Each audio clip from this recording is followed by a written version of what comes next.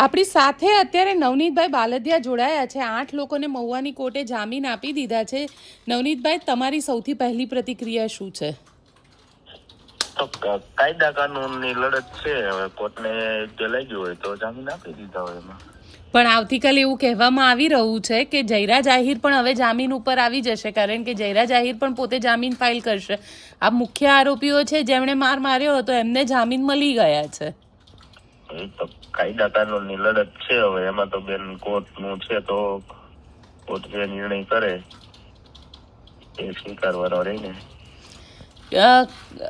એવું પણ એક કહેવાય રહ્યું છે કે તમે કદાચ આ મામલામાં સમાધાનની કોઈ શક્યતાઓ ખરી?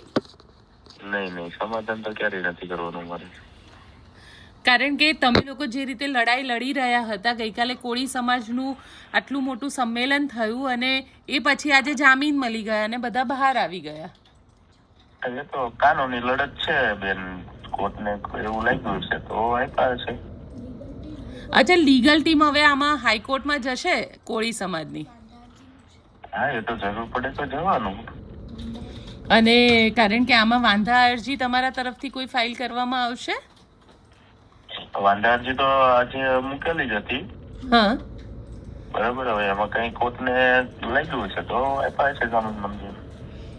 અને હવે પછી, કારણ કે આ આખી લડાઈ તો કાનૂની લડાઈ છે, કોળી સમાજનું ન્યાય માટેનું જે સભા ગઈકાલે થવાની હતી એ પણ થઈ ગઈ અને એ સભાની અંદર જે રીતે ત્યાં આગળ, કારણ કે રાજુ સોલંકી, બ્રિજરાજ સોલંકી આ લોકો આવ્યા હતા અને જે રીતે ત્યાં બબાલ પણ થઈ, એને લઈને આપનું શું કહેવું છે?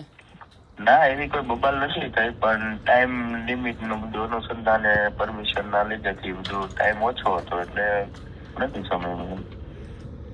બિલકુલ નવનીતભાઈ, અમારી સાથે જોડાવા માટે આપનો ખૂબ ખૂબ આભાર। જી, થેન્ક યુ।